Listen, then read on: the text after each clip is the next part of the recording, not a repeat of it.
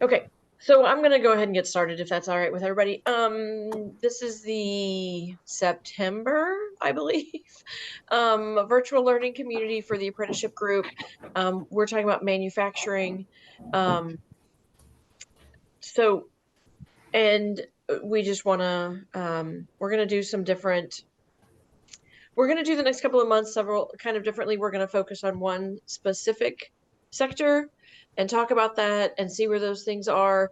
Some of you may see topics and you're like, yeah, I don't do anything in the education world. I don't need to be on that one. That's an option. But you can also be on and maybe get some ideas of some ways you could add education or some things that maybe work across sector that you may hear or resonate with you and go, oh, that's why this piece over here on our manufacturing side isn't working because this particular piece that they talked about isn't working. So you're welcome to join any, all, or I don't want to say none because we'd love to have you on here. But just know that some months may be very focused on what you're doing and some may not be, but you may still be able to pick up and learn some things. So that's kind of, we've kind of shifted a little bit this year. Last year, we did a lot of like big picture topics, some basics of apprenticeship 101 type of things. We did registered versus non-registered. We talked about the ecosystem. I mean, there's lots of different high level things. And now we want to kind of dig down into some of that meat and potatoes of what's going on within each sector. So can we go to the next screen, please? Oh wait, go back one more, please. Kind of talked about the agenda. Some of you have already know that we ask you to do this. Please put your name and institution in the chat so we know who's here. We're going to talk about very basically about National Apprenticeship Week. Then we're going to get into the manufacturing. Then we're going to have time for questions and discussions. And then we're going to talk about the new nuts and bolts follow-up conversations that we're also starting this fall. So now you can go to the next screen with the National Apprenticeship Week information.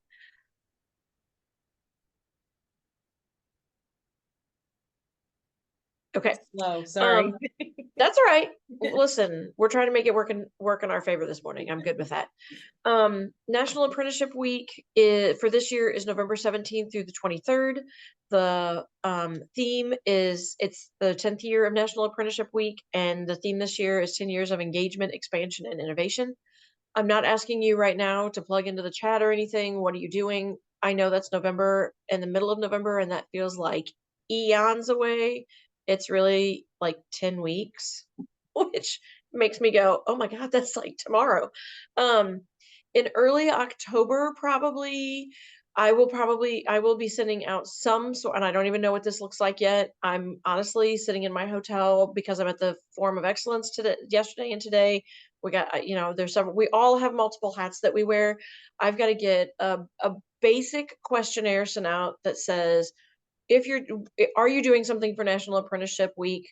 If your answer is no, you're done. If the answer is yes, the next question will probably be some sort of open answer. Tell me what you're doing. And that's going to be the amount of it. Our staff would like to attend as many events as possible, but our staff really amounts to myself and LaVon Nelson, and there's 38 community colleges. So if you do the math, it doesn't look good for us. So we'd like to be able to attend events if we can, but sometimes you're just doing events that it doesn't make sense for us to be at, like a career fair, which is a great activity, but it may not be something that we can attend.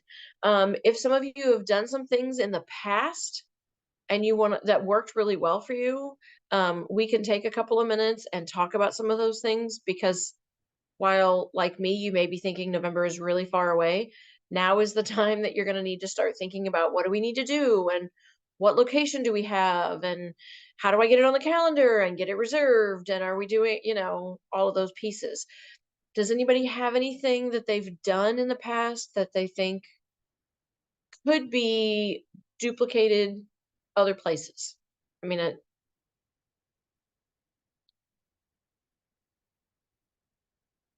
you're all going to be quiet this morning, aren't you? I'll start with one. Sure. And I will say this is an idea that we actually got from Elgin Community College from years ago. Elgin did they had their apprentices put together like a little testimonial video And then they did made it a competition. And then during National Apprenticeship Week, they announced who the winner was and gave out incentives. And I always was just really impressed with that. And then you've got like success stories to be able to share and testimonials on social media and other platforms for the rest of the year.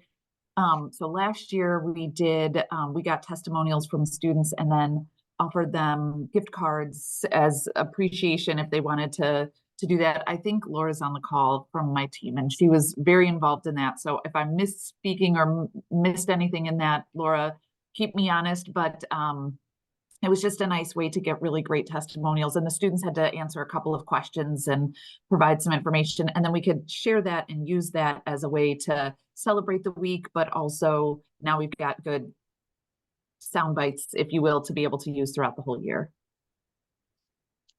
And that reminds me that some of these things we can also share on our on ICCB's social media pages like Facebook or LinkedIn and spotlight some of the colleges and some of the work that you're doing. And so I don't know that we will do one a day. I don't know that we'll do 5 a day. I'm not speaking for our social media people because, you know, I don't know what their calendar looks like for that week. But if we've got something that we want to post, we can definitely do that. Besa, your hand is up. So at Harper, we do every month information session for interested candidates. And last year, I invited our employer partners too. And it was about 60 people attended.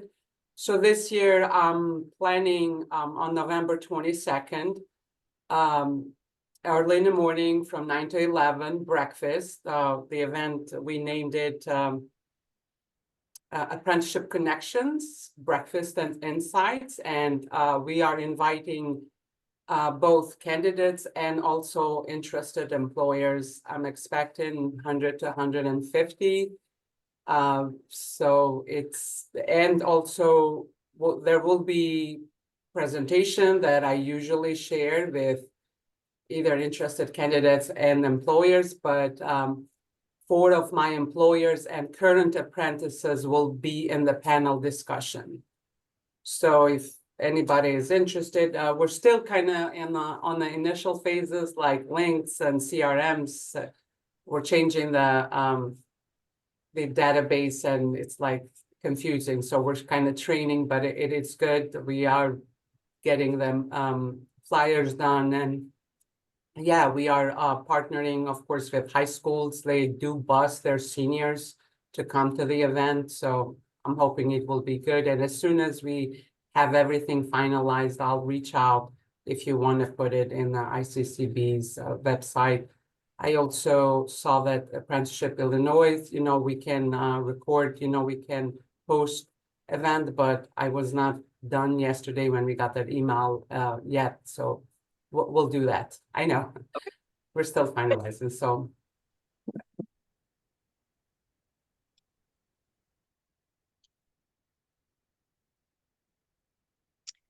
I'll say something that we did last year that was the first time that I had really just kind of ignored in the years prior were the proclamations. And what that does is it definitely gets the information out to the community. In our case here in Bloomington Normal, we have the city of Bloomington and the town of Normal. So we were invited to the city of Bloomington's regular meeting. And then the mayor presented us with that proclamation. So it's getting in their minutes. It's getting awareness to everyone that's in the room. We had another event during that week, and then the mayor came to the event. So I did notice this year that they have, and they may have had it in the past, but educational or education proclamations. And so your college can actually do a proclamation, and then you could have media, attention to that depending on the policies and processes there at each of your colleges. But look for those in the toolkit. Really pretty easy to do. They need a little lead time for those meetings, but it is really good awareness. And then that's something that Angela can also post, and you can also post that directly on the where they ask for that information in apprenticeship, in the apprenticeship website. I think it was last year, I saw that Danielle's team at COD did a breakfast, an appreciation breakfast. And so I was looking at something along those lines, and my team said, well, what's the buy-in? Why would people come? And so now it's turned into an apprenticeship recognition. So many of our apprentices don't get a certificate or degree and don't have the opportunity to graduate. And so we're going to use the backdrop and invite their families if they want to come. And they've already gotten their DOL certificates, but we can present them with something on the stage so they get that same feeling, and then invite the employer partners as well as employers we've been courting to, you could be part of this next year, to help spread that excitement. So. Sounds really interesting, Amy. Sorry. All of your names blur together in my head. Okay. So thank you for those that were willing to share. Again, those were things that have been done in the past, some things you're working on this year. If you've got some other ideas, that's fine. Some of the themes that were pre-established by Department of Labor for National Apprenticeship Week are by day. Now, that doesn't mean you have to do your particular activity on this particular day. It's just a way to have a theme to call out different areas and groups and sectors and things. So Monday is youth and young people. Tuesday is RAPs in new and emerging industries and around the globe. Wednesday is expanding RAPs to underserved populations. Thursday is women. And then Friday is dealing with the new federal apprenticeship piece that has just recently come into play with an executive order. Not recently, a year ago maybe. And then veterans and apprenticeships. So if these resonate with something that you've got and that's how you want to plan it, great. You just have something already on the books. Like to Veronica's point, if you have to go to a meeting when the meeting is scheduled for the village or the town, you don't get to go, this would really work better on a Wednesday. Can we change? You're where you are on those dates. But still great information to share and have. So if you're looking for something or you're looking for a way to get started, or what are some things you can look at, there's some ideas. All right. Next slide. Please put, somebody's going to put this in the chat. And look, it's already there. Danielle's amazing. If you can go in and complete this poll, Danielle, why don't you talk about what this is, explain? Yeah, absolutely. Sounds good. So, Angela has sent out a few emails on the listserv, and we've realized that I think there are some, based on some changes with it, with the way that it's registering people's email accounts, that it might be going to junk mail. And so not as many people have been getting the surveys. Oh no, sorry, at Harper, it looks like the fire alarms are going off. We don't hear anything, but hope everything is well there. And so we have now created sort of a shortened version of the survey that Angela has sent out. So if you still get that chance to take the full survey, that would be great. But for today's purposes, we just have the link there. If you can go on it, it might say it's suspicious. It shouldn't be suspicious. When you open it, it's just the survey. And so if you want to take a quick moment, there's 8 questions. And our hope is just to take a look at, based on who's in the room today, what this looks like. And I think understanding where all of us are at with apprenticeship is helpful. So we're giving everybody a couple of minutes right now to go through, answer those 8 questions. We'll just give you some time to be able to do that. And then we're going to actually show those responses right afterwards. So I will add very briefly while people are in and clicking and doing what they need to do. The plan is to do this poll is focused specifically around manufacturing. So don't think big picture healthcare and IT and everything. This is specifically for manufacturing. So each month when we do a different sector, the goal is to send a poll out for each of those individual sectors. So you should get a similar poll next month on healthcare, and then you'll get one the next month on, I don't even remember all the topics, IT, and then you get one the next month about business and finance. If you don't have anything, you're done. If you have something, we would like to hear about it.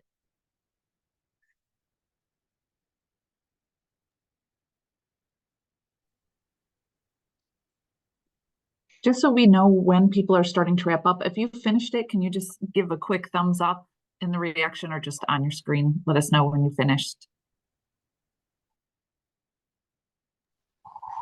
quick question. I completed this when it was emailed out. Will those results be included in what you're sharing today as well, or just those participating today?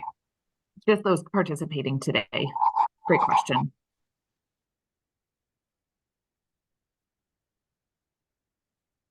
Don't worry, Amy, we're going to save your other answers too.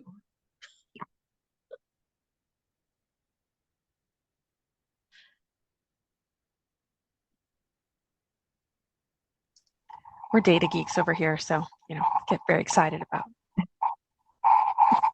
Absolutely. results. Congratulations, Julie. First thumbs up. You have completed the survey. Thank you. Others have, just let me know.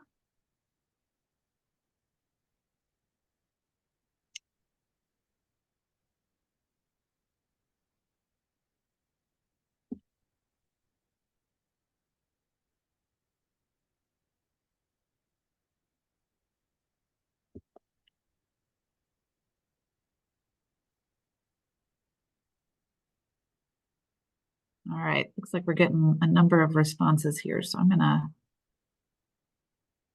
pull up for us our survey results.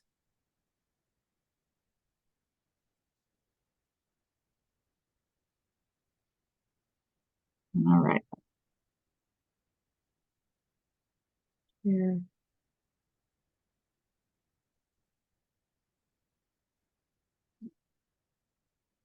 All right, so this is just a quick snapshot, bless you, of the folks who are in the room today, so that we can just take a look at this, and anybody else who wants to, jump in and share.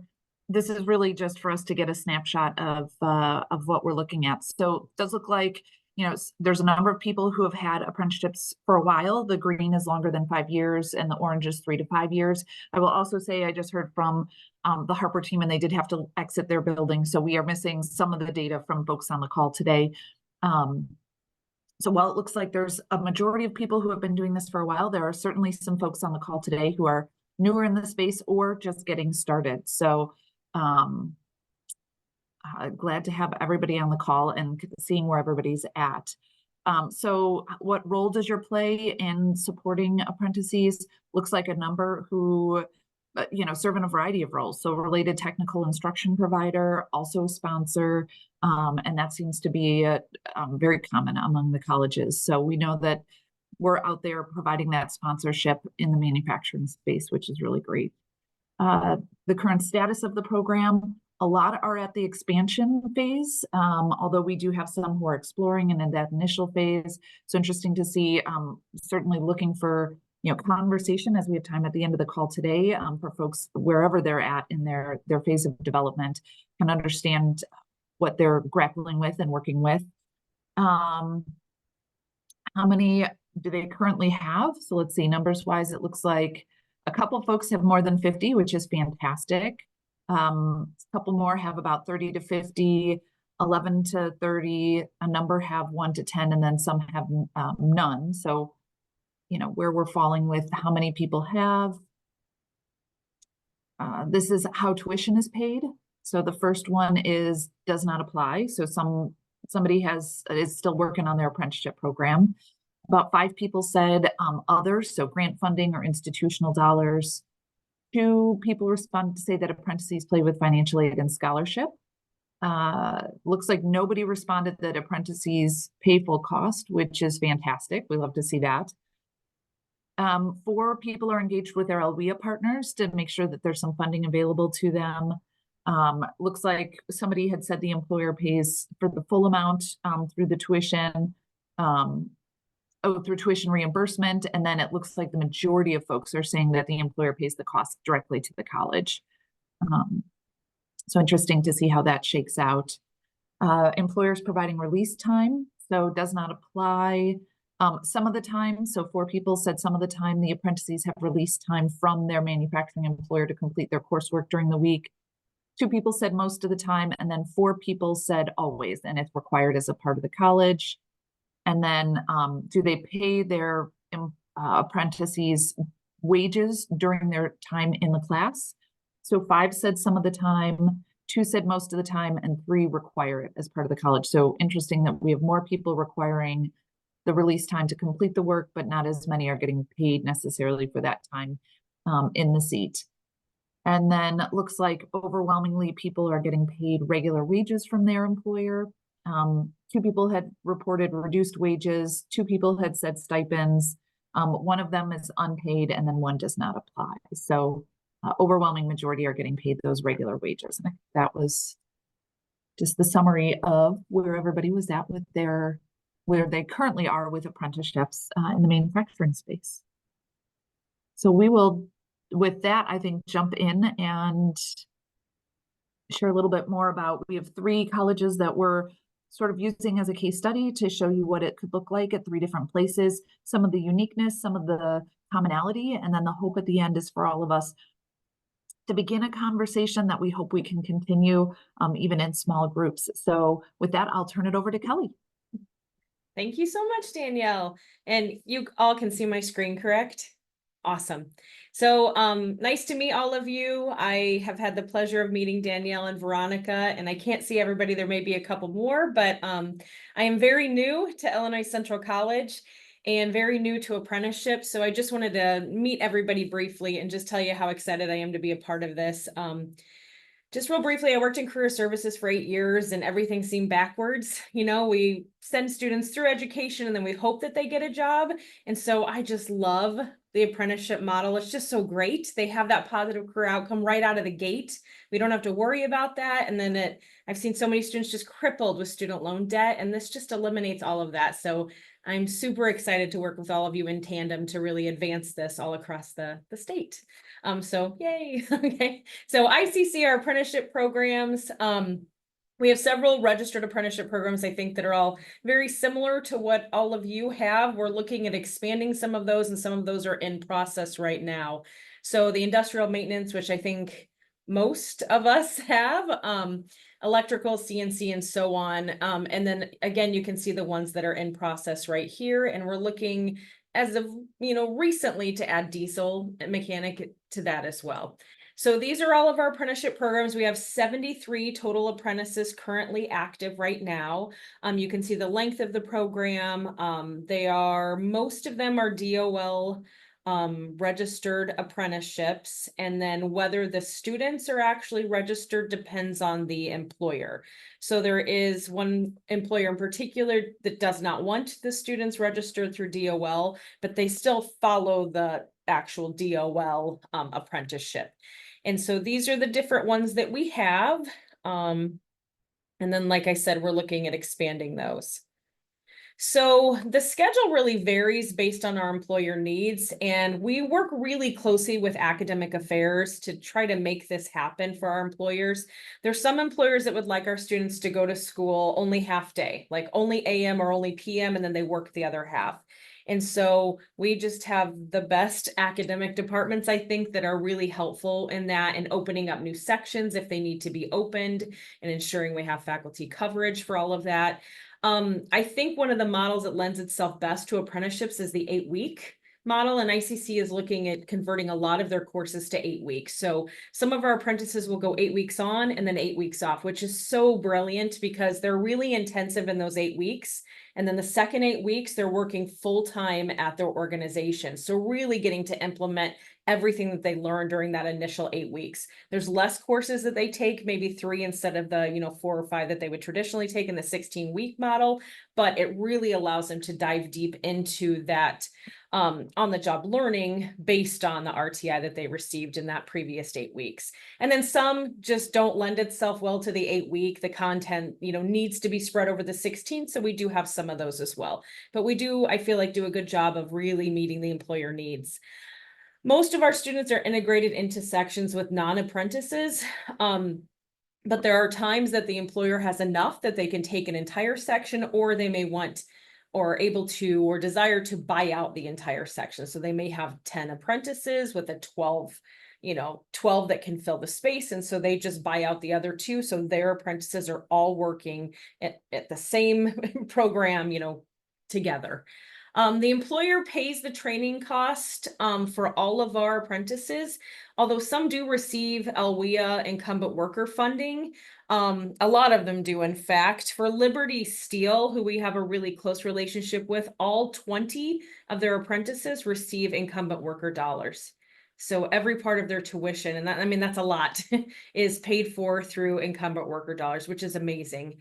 So our LWEA Career Link down here has been incredibly helpful. I know Veronica has the same relationship because we are in the same local workforce investment area. So they've just been really, really helpful in us, you know, expanding our apprenticeship programs.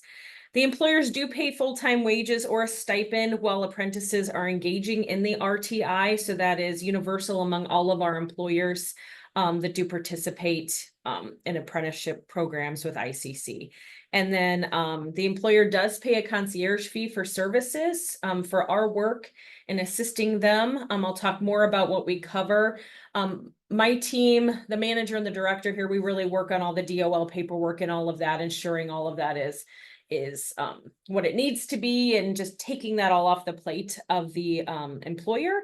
And then we do have coordinators specific that assist our apprentices, and I'll talk about what they do in just a second. And that fee, it does vary based on employer. It is not a flat fee right now. It's just variable depending on a number of different criteria. Okay. So our apprenticeship concierge service, this is really a very detailed list of everything they do. But long story short, we have one dedicated coordinator who's really case management style for all of our apprentices right now. We are in the process of hiring another one. We're scheduling interviews next week, which I'm excited about because we're looking to expand this if I do my job well. So, but they do everything. So they really put out all the fires. It's really a case management style approach to assisting with our apprentices. They do so much as picking up the books for students and ensuring they're in the place where first day of classes is, so they meet the apprentices right where they're at. We really understand the need of them trying to balance their education and their work at the same time. So we really try to make sure that we accommodate all the needs that they have. Helping them set up email, Canvas. There's an orientation that our coordinator does with all of the students, helping them get their IDs, resolving any holds, communicating with the professors, and on and on and on. They help walk through individual badging that might be appropriate for the competencies that our apprentices are learning, and putting out any fires with employers. And so there are some employers that require attendance be communicated with them because these students are getting a full-time wage, which is understandable. And so our coordinator would handle all of that interfacing. The students don't have to report back when they were in class. Our coordinator handles all of that. And then obviously the rapid, you know, information that needs to be put into that system. So it's really a lot of comprehensive work that they do. We're really proud of how hard they work, and our apprentices love the coordinator. They speak really highly of her and have just a fantastic relationship with her. Okay, that's it for us. All right. Good morning. I'm Veronica Inselman. Familiar with most of you on the call. And so here at Heartland, we do many of the same things in the processes of our manufacturing apprenticeships that ICC is doing. So I really just want to spend a few minutes talking about some of those unique pieces to our program. We've now defined them as pillars for our program, and they're listed here. We want to make sure that the employer is guaranteeing payment up front to reduce any type of barrier to students. It also takes away that pressure from them to have to get certain grades and pay things out of pocket before they are able to get any type of tuition reimbursement.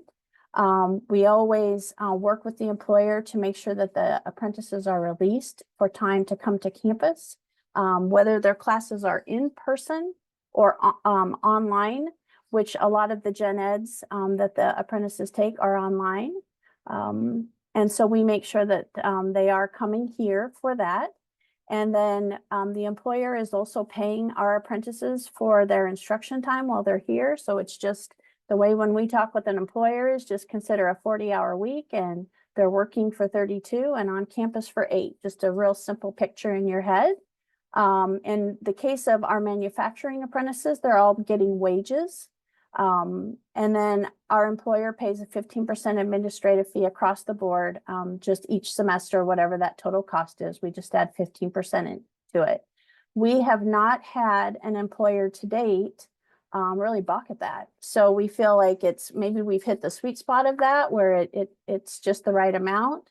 But I know that at least I feel like the work that we're doing here, and based on what Kelly, displayed in all of the concierge services that they offer, we're definitely earning that 15%, I think, with the support and everything that we work with the apprentices on to get them to that finish line. And I'm sure everyone here on the call is familiar with an MOU, and we do establish that right up front with all of our employers so that we have that understanding of what the expectations are from each side. Go ahead, Kelly. Okay, so similar to ICC, our concierge services, we're going to accommodate release time. Our students are also enrolled in courses with the general population students. We feel that really creates a nice mix. I think the thing that is key in this situation is really having that good relationship with your academic area. In our case here, it's the dean and of CTE. That way we can make sure that courses are being offered on days that we need. Some employers have very specific scheduling needs, and to date, 4 years now, we've made that work. We have the use of what we call the flight lab. It's a flexible learning for industrial education lab. So if we have we actually have maintenance 101 online, as well as many other of our maintenance classes. And we have Amitral equipment, which with that program, there are trainers. And so maybe some of you use this already, but our flight lab is then something that is open pretty much 8 to 5 most days of the week. So a student, and in this case, it's a very good use of time for the apprentices. We can schedule their contact hours anytime that the employer allows them to be here and get them in that flight lab. There is always a faculty assigned to that lab or a facilitator, but we are able to have someone in there who understands the content that they're working on, and the equipment or the trainers that are in the lab each semester depends on what courses are being offered. So the equipment switches out and the courses switch out. So it's just been a great way to really accommodate those employer schedules. We work very closely with tutoring services. So for the classes that students have online, for instance, technical math, we can't seem to get our apprentices here 2 days a week to attend a technical math class. We can get them here one day, and we get a tutor assigned from our tutoring center. So make sure that if I would just suggest, if you haven't already went into that area, that you are definitely working with your tutoring services and making sure your students and your faculty are aware that those tutors are available. Here at Heartland, we can embed them into classes. And so I have a math tutor, and the math instructor sits across the hall from me. And so she's able to work with that instructor to figure out where's the deficit is, how is the grading coming through? What areas can she emphasize when she's in with them during their tutoring sessions? And so it really does help to provide a lot of support, and then in turn, a lot of confidence back to those apprentices. We have study communities, again, just another way for us to get them on campus for their contact hours so that they can do homework here and they don't have to try to balance that at home after their 40 or 60 hours a week and kids' soccer games and everything that we deal with as well. And then we do provide attendance. So we do check in and check out for the employers because they're paying them for that release time. We definitely want to ensure that their apprentices are here and that we can give them some accountability to that payment. And I do know that with a couple of our employers, it's very important. And there are probably more important employers where the attendance really is not even an issue. So it just depends on, how the employer wants to work with that.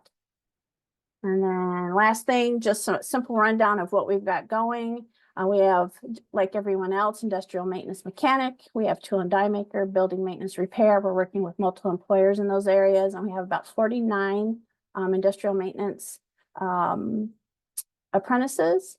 And most of our apprentices are currently, they are incumbent workers. So we are not in a position where we are really hosting information sessions and having applicant pools to provide back to the employers. We haven't moved into that space yet. I know that our model was Harper, and I know that they do that really, really well. So we have a very good template when we're ready to go there. But at this point, our employers are not looking for that, which is incredible because, like with everybody else, your employers need workers, but yet we're not ready for this yet. So it's kind of crazy. And then most of our programs are taking 2 to 3 years to complete. And so they are taking part-time, or, most averagely about 9 credit hours a semester. So I'm going to pass this off to Danielle now. Great, thanks, Veronica. So I'm Danielle Kuglinsiko from College of DuPage, for those I haven't met before. And while many common themes that I've heard that are similar to what happens at ICC and at Heartland, there's definitely some things that are unique and different to our approach of handling and working with supporting manufacturing apprenticeships. Our programs, by and large, are DOL registered programs. In manufacturing, we have very few, if any, that are not registered with the DOL. We do sponsor the majority of them, but we do have a number of them that have come in as employer-sponsored programs where we're just the education provider. Our students are enrolled in sections with the general population, so we don't have a specific cohort for the apprentices. They're taking the coursework, and all of ours are working toward, well, at least our goal is always that they're working toward a college certificate or degree in manufacturing. That tends to be a certificate program. The employers are paying the training cost, but one of the things that we really focus on in our area is helping to find alternative funding sources. So whether that's partnering with the local ALWIA for incumbent worker training dollars. And for those who are unfamiliar, ALWIA is the local workforce innovation. Oh wait, now I'm butchering it, but it's the local workforce board that you have in your community or your region that has federal funding that goes down to the state, that then goes to your region, that then is able to be used by both individuals and companies to help address workforce needs. And so we work with our business services side of our local ALWIA to then be able to support employers in accessing incumbent worker training dollar funds. We also work with regional foundations. So we've written grants for healthcare apprenticeships with a regional foundation.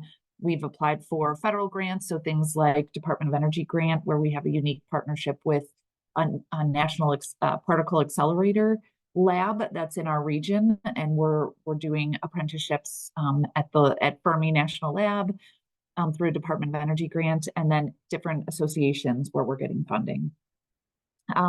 Our programs, as I mentioned, are wrapped around certificates, and our apprentices are typically taking 2 to 3 courses each term for a duration of 2 years. For us, we certainly know that there are some programs that are focused on the associate's degree, but we really wanted to make sure that we didn't have some of the barriers that we were seeing for students, whether it came to getting them into certain math class or an English language class that they were hitting when they do the full associate degree. And so I think keeping it to the technical certificate for us was the approach that we wanted to take to make sure that we could make it really accessible, knowing our audience and our population in DuPage County. More employers we feel like are kind of small to medium sized. So I think the interesting thing, and I love talking to colleagues and learning from them, because as we were talking, hearing about ICC, for example, that has one large employer with ICAT, or with Caterpillar, I'm sorry, that has one large cohort with Caterpillar. We look at kind of our demographic, and we tend to have small to medium sized manufacturers. So we have probably more employers, but less larger quantity in those cohorts. So not that there's a good or bad way to it, it's just sort of different approaches based on our region of how we serve our population. So you'll see in our numbers shortly that we have a lot of employers because we tend to see some that are doing like 1, 2, 3 apprentices at a time. And I mentioned we already service the sponsor and both the RTI provider. So next slide. Thanks. So this is just a snapshot of some of the occupations that we have registered with the Department of Labor. So we're doing things like CNC, electromechanical, precision assembly, electrical technician, electromechanical, industrial maintenance, which is where we have the most apprentices, and then welding. And so on the next slide, just a few unique things about our program and maybe a differentiator from some of the things you've heard today, talking about where we're housed. And so we are housed within academic affairs. And so, you know, similar to like an internship program or job posting that we have, that's part of our work-based learning options at the college, we don't have a fee that's associated with our program. And our college has been very intentional to say that at this time, they don't want us to charge a fee, but that might be something that we do in the future. So really the employers are covering the cost of the tuition.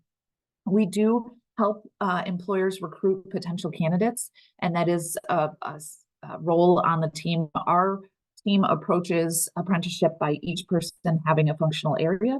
So there's somebody who serves as a case manager, somebody who works with employers, and we do have someone on our team who goes out and works with helping to recruit potential candidates and being able to promote employer apprenticeship opportunities to community members and current students. We do provide direct case managed support, and something that we're doing this year that might be a little different is implementing a financial literacy component.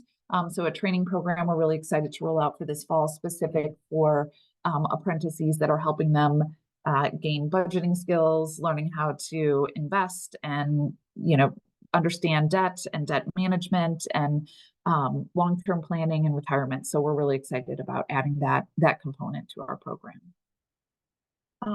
And so with that, I think the next slide is really an opportunity for us to have a conversation about, you know, what are people seeing in manufacturing for their apprenticeship programs? Is anybody doing something different? Are there particular barriers, challenges, or successes that you've seen? I saw in the comments we did have somebody who was sharing about how they've connected with their high school programs. So that would be interesting to hear about. So it's really an opportunity to kind of open the floor for everybody to share and engage. I have a question on financial aid. Are apprentices, Danielle, for you and Veronica, are apprentices eligible for financial aid at COD and Heartland? For us, they are eligible for financial. We don't tap into that for their funding. So we keep, we have the employers cover those costs, and then that financial aid is available for the student if they want to continue their program with an associate degree, or if they want to, if it's not a full associate, or if they want to, you know, take other coursework. But while they're eligible for it, we don't have them utilize that funding. That's the same thing for us, Besa. We don't encourage them to use the financial aid, since the employer is paying everything up front. In our other programs, we have discovered that some of them are using financial aid in our nursing program and in our cybersecurity program. So we had to learn how to work with that, but for manufacturing, no. And I think that's because most of them are coming as incumbent workers. So we're getting them through the front door, and we're not having them go over there in that process like a typical student. So. Thank you.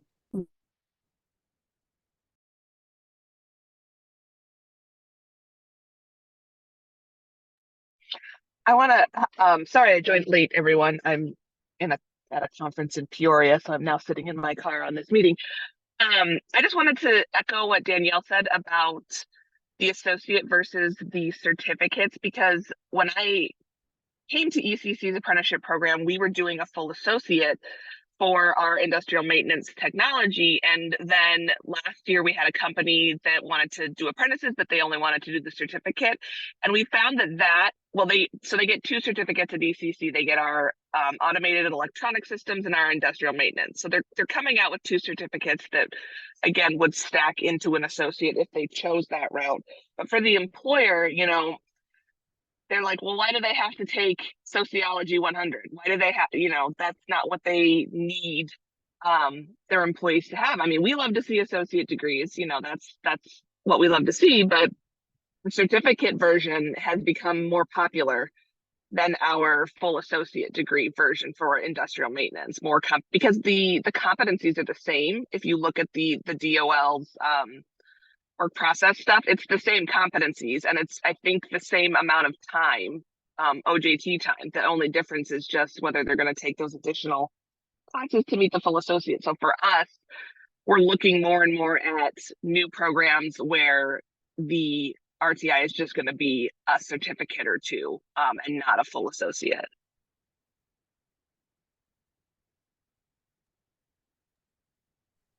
I appreciate you sharing that. I think one of the things that we've been, you know, we would love to see happen with that too is the option for, you know, part of it is there's also like placement testing that students have to take to get into some of those classes that become potentially a barrier for some of our students.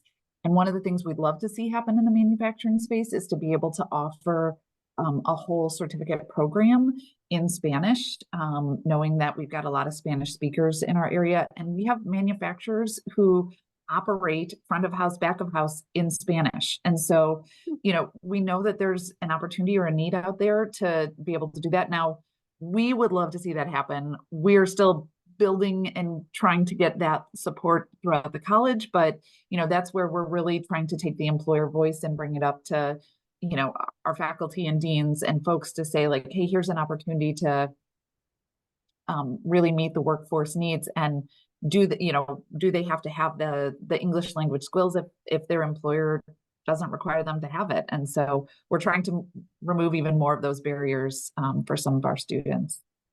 And I want to add just real quick, and then I will shut my mouth. That one of the things that we are doing to kind of, because obviously then they're not taking business communications, which employers love, soft skills, communication skills. So we actually are utilizing one of our non-credit training grants to build like a workshop for apprentices that will cover workplace communication, because they don't need to take a whole semester of business communications when we can do it, you know, in a much shorter workshop form. And then they're still going to get some of those elements along with their technical training. We're just going to take it to the non-credit side and do it as like, you know, maybe a 1-day workshop that they all have to attend, so we can cover those things and make sure that they're still getting those essential employability skills without having to pay for a full semester's credit for some of those classes. Alyssa, if I could comment on everything that you said, I think that we all, you know, here at the college, we're very much wanting every box to be checked, right? That they're getting the 2-year degree, that they're getting the certificates, the micro certificates, everything that they can get. But I think when it comes to the bottom line for the employer, and the way that apprenticeship is designed, is that you are actually training them for an occupation, right? And that occupation has a certain set of competencies. Those have been defined for us by the Department of Labor, Urban Institute. We know what they are. And if our classes, whether it even meets a certificate or not, is what can get that apprentice to that point of completion, I think we have to do that adjusting, because you don't, for an apprenticeship, you don't even have to get a certificate. You just have to take some classes that are going to be able to align with those competencies so that they can check them all off. Now, the other thing that I hear you say is you're using a non-credit workshop for that. And I think that I just happened to have a meeting, gosh, what day is it? Whatever, it doesn't matter. Last week, I think, with our enrollment services area, because we just came through a very big recruitment cycle for one of our employers. And looking at the number of people on the screen in the meeting and looking at how each person, each area in enrollment services and our supportive services all the way across the board, how many people are really involved in our apprenticeship program. I mean, we have to begin understanding that this program is touching everywhere. And you're touching your non-credit side, which we try to do that. We always talk with employers about those things, like here's some other options, right? But in our case, we still are taking communications, so for credit. So we're still there. But I just think that we have to be open to our program being, you know, for each employer, it's different. For each program, it's different. I mean, I just think that that's that. But the fact that it is really taking in the whole college to really run our programs, I think that is that speaks to our community college, right? That's when they come here, they're getting, we'll just call it all wraparound services. They're getting it from everywhere. So I really appreciate you sharing that about your programs.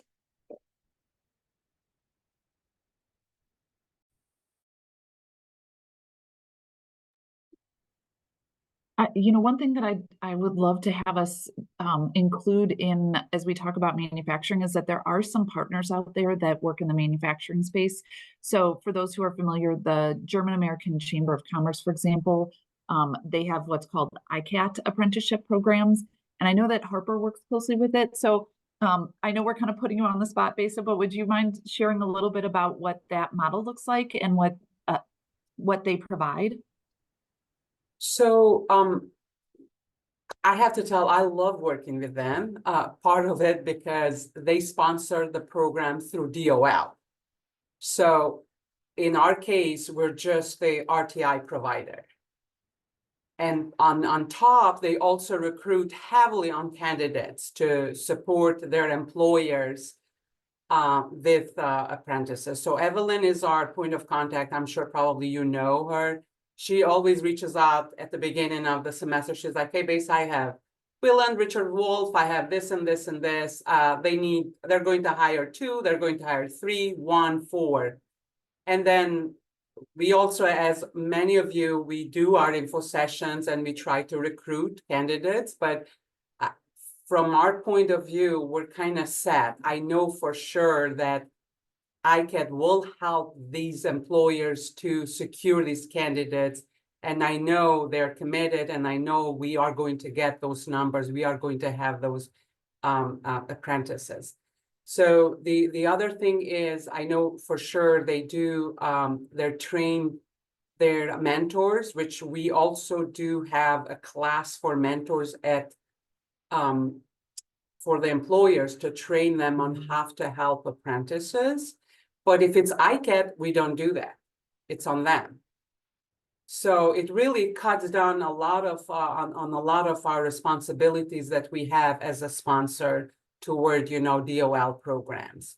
I know I don't know much insights of how they run, but I know that apprentices, on top of taking classes and passing at Harper, they also have to take their ICAT exams. There are 2 exams that at the end, when they complete the program, they do get the certificate that allows them to work in Germany as well.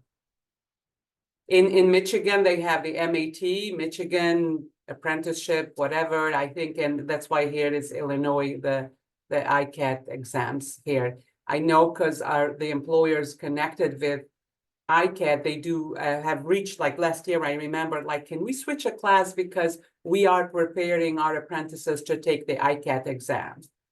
But honestly, the more insights I don't have, you know, what exams, what does it take, how long the apprentices have to study for, or what's involved. I think that will be a good idea to call one of their members. I'm sure Miriam or Evelyn maybe would, if you're interested to learn more, they would be willing to join one of our meetings and just share with us their information.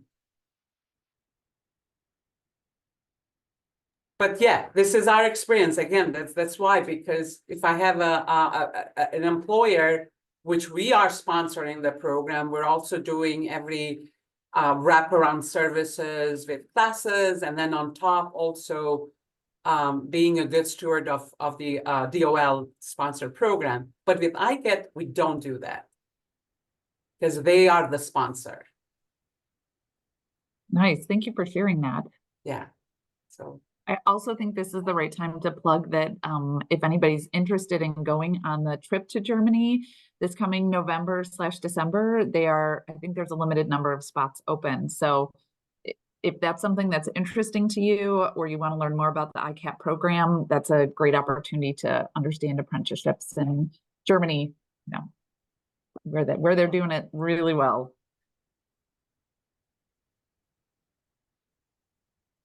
All right, so on the next slide, knowing that we've only got a couple minutes left, we appreciate the conversation.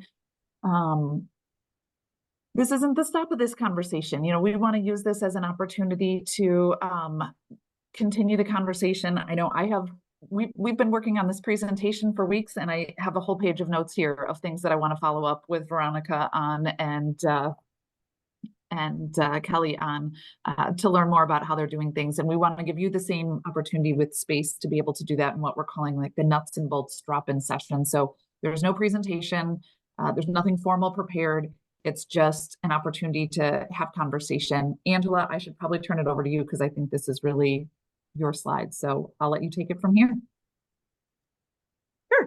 I just thought you were going to run with it. I was going to let you. It's fine. So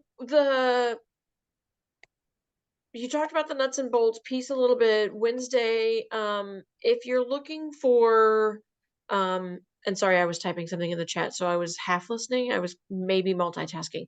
Something we wanted to add was the opportunity for some of you, if you didn't want to ask a question, turn off, come on camera or turn off your mic and ask a question today, or you weren't able to join us, or you've got somebody else that you're like, oh, they really need to be involved in this, and you want to pull them into a meeting and get more details and information. We are going to start doing what we're calling nuts and bolts follow-up meetings. So while these apprenticeship big sector discussions are going to be on the second Wednesday of each month, on the fourth Wednesday of each month, also at 9 a.m., we're going to start doing these nuts and bolts follow-up sessions. So this month, because we did manufacturing first, the nuts and bolts is going to be, if you've got questions, you want to come talk about this manufacturing, we won't necessarily have a presentation, but it really is going to be asking questions, answering questions. What does it look like? How are you doing this? Okay, Danielle, you mentioned this. Veronica, I watched the recording and you mentioned this, but I want more details on that. That's really that discussion piece, because we know we want to share this information with you, but then we end up with only like 10 or 15 minutes to really kind of talk about it. So we want to offer this other opportunity.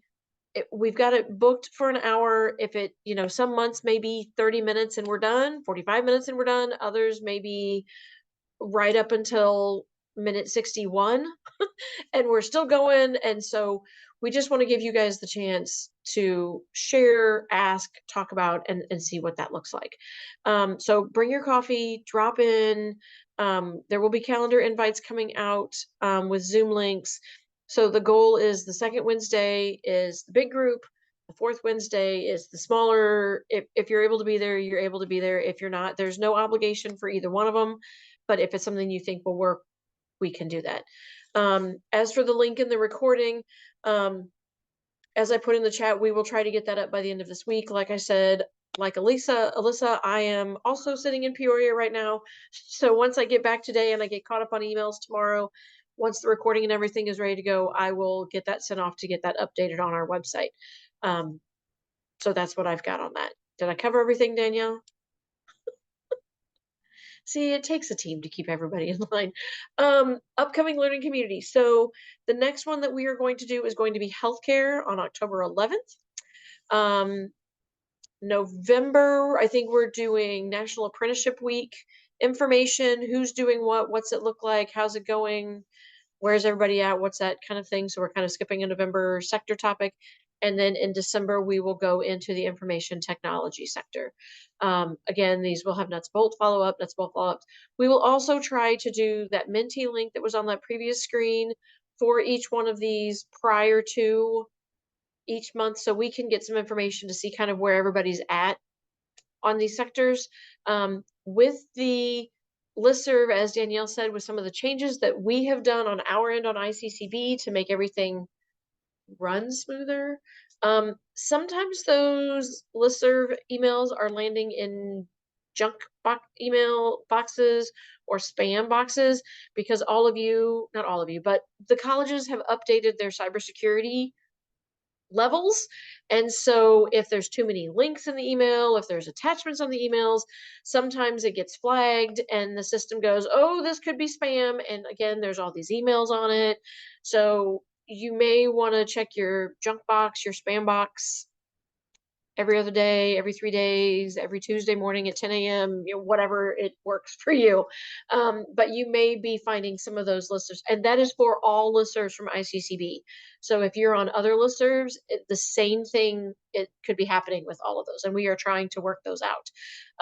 We are starting to lose people. I totally get it. We're good. Besa, I'm going to send you an email because I was halfway done typing you a message, and I will send you an email. If you've got questions, LaVon Nelson is the senior director. I don't think she was on today. I didn't scroll through to see. But there's her email and phone number, my email and phone number. If you've got questions, you're not sure what to do, where to go, who to ask, you need Veronica's email because you want to ask her all of these amazing questions, send me an email. I will be happy to share Veronica's email with everyone. She will love me for that. So there you go. Angela, our next learning community is on October 9th, I think. Is that the Wednesday? Or I don't have a calendar in front of me, so I'm going to go with, it's a Wednesday. Did the slide say October 11? Yeah, that sounded kind of strange. Probably because we changed the month and not the actual number. We might duplicate slides from time to time. So. October 9th. Yes. Thank you, Veronica. That was totally Veronica's catch. Good job. See, and that's why we email Veronica everything, because she's on top of it. She's not buying that either. Okay. If you've got questions, you're welcome to stick around. Or Danielle, are you jumping off right away? This is really Danielle's Zoom, so I can't really commit her to stick around.